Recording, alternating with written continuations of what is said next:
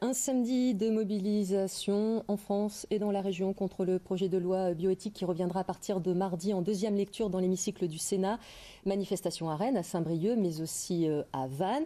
Une manifestation à l'appel du collectif Marchons Enfants pour dénoncer notamment le projet d'extension de la PMA à toutes les femmes, femmes seules ou couples de femmes.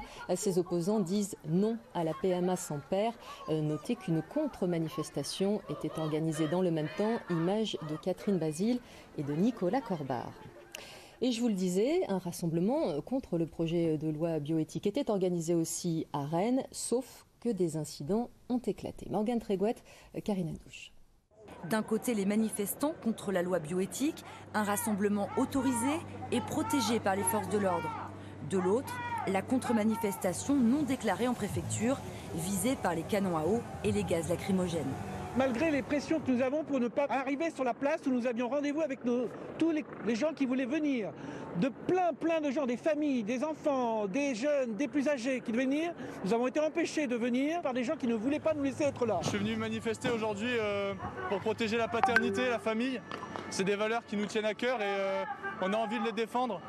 Et on pense, tous ceux qui sont ici, que les lois qui sont en discussion ne sont pas du tout en accord avec ces valeurs.